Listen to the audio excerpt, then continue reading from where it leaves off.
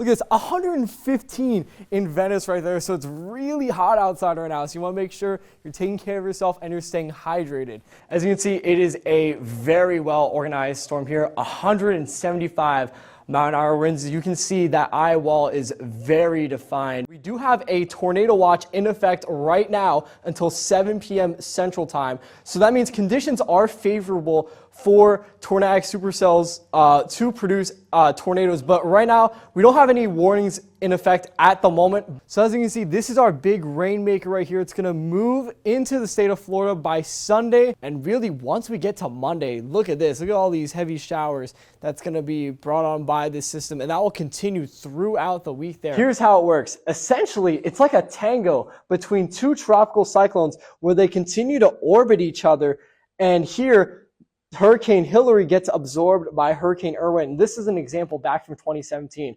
But another possibility is that the two cyclones can completely repel each other. But right behind me, we do have some clouds building along the mountains, and that's because we have warm, moist air that is rising along the windward side of the mountains. And once that air cools and condenses, it forms clouds, and it also brings rain to the region. In fact, we actually have a flash flood warning in effect for some areas within this mountain region right behind me. Normally, the temperature at the surface is a bit warmer, and when you go higher up in elevation, the temperature gets cooler, but we have the opposite occurring here where the ground is actually cooler than the air above. Now, we do have some clouds, but it is at 59 degrees, just a slight breeze, so really some pretty nice conditions, but we do have a lot of cloud cover. We kind of have like that marine layer that's just really sitting over the whole region right now.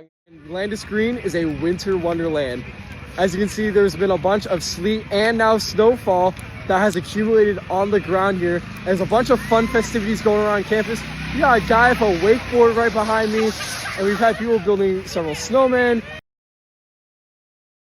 I'm ABC Action Weather Meteorologist Chris Malave here. It's been quite a dry but also very hot day here in sunny Southwest Florida. We have a heat advisory in effect through Sunday until 7 p.m. and that's because our heat indices could be reaching 112 degrees. So it's going to be really hot outside. So it's really important to stay hydrated, take care of yourself. As you step outside tomorrow, our air temperatures are going to be well near our record highs, 98 in Zephyr Hills, 98 in Brandon, 97 Mayaca City. So it's going to be really hot. But that's not even accounting for our heat indices, which are going to be well into the triple digits, almost near 112 like here in Clearwater, where you're at 111, which is why that heat advisory isn't in place, because those heat indexes are well above average. So make sure to grab that water bottle, grab those sunglasses or that hat, whatever you need to take care of yourself and keep cool. But for tomorrow, we can expect to start rather on the warm side of things, 81 degrees. We're going to continue to warm up through the late afternoon, but we do have a chance for showers that will return into our forecast. Let's time this out together, folks. So your Sunday morning, if you're headed to church or maybe staying inside, the day will be very nice and dry, but that's going to change by mid-afternoon where those showers and storms begin to fire up inland, and with that sea breeze effect, we'll move towards our Gulf shores and we'll bring a little bit of relief from those scorching hot temperatures. But we're going to see those storms begin to move out of the area. Just a few clouds to start your Monday morning commute. So it will be dry, but keep an eye out for those storms that will fire up, and very similarly to our typical summer sea breeze pattern. Lots of showers and storms here along our golf course in Newport Richey, Clearwater, down into St. Pete. So make sure to bring that umbrella with you as you head to work, because you're definitely going to want that on the way back home.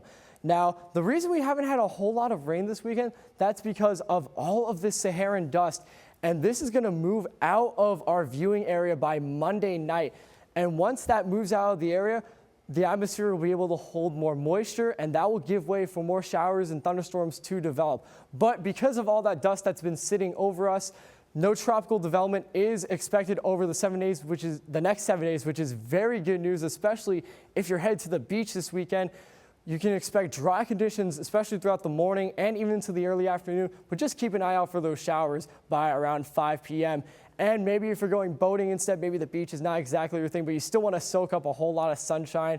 You can expect those moderate chop conditions just about 2-foot waves, but very pleasant conditions if you're heading out for your weekend. But here on Florida's most accurate forecast, you can expect those very warm temperatures, especially near our records for Sunday, even into Monday, upper 90s across the board. But as that Saharan dust we just talked about moves out of the area, our rain chances get bumped up to about 60% by Wednesday, and that pattern is going to continue into the next several days, even looking towards next week.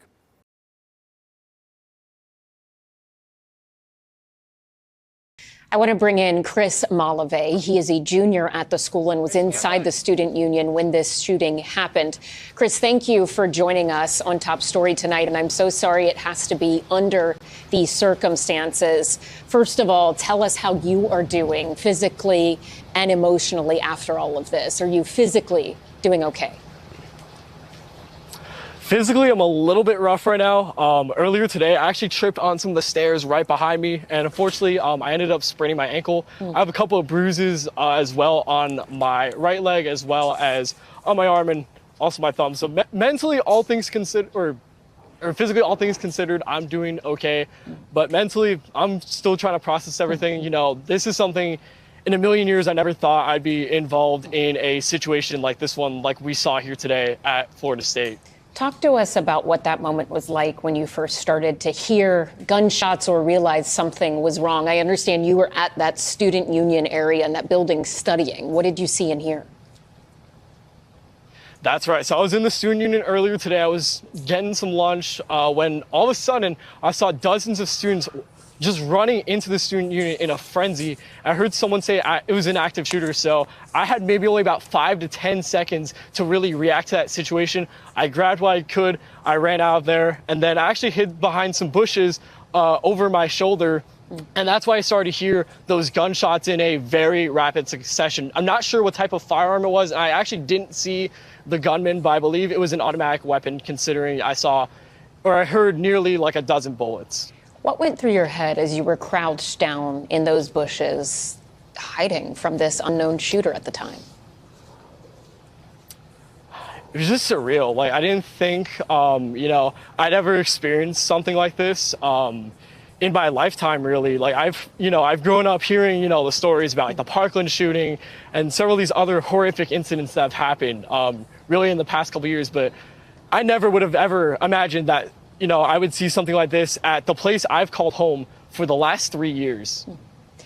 Did you feel that law enforcement, both from the county, Tallahassee, the city, as well as the FSU police, do you feel like they were quick enough in their response to this? Oh, absolutely. I saw law enforcement arrive on the scene maybe 3 to 5 minutes after it happened. Like, when I got to those bushes, I already heard the sirens wailing. There was definitely a big law enforcement presence here on FSU's campus. And then, fortunately, I was able to make it to my car, which is parked on the northwest side of campus over by the McCollum apartment. It's one of the student dorms here on campus. So I was able to make it there safely, albeit pretty tricky considering my ankle, but I was able to make it home safely to my campus, or to my apartment off campus. Chris, have you been able to talk to your parents? What was that first call with them? So the first call I had was actually with my mom, and that was when that's when I was hiding behind the bushes. And unfortunately, when I called her, she actually heard all those gunshots just start ringing over the phone on speaker. And actually, behind me, where I'm shooting here in Tallahassee right now, my dad with me. He came up to just, support me and just be with me through this very difficult time for just us students here.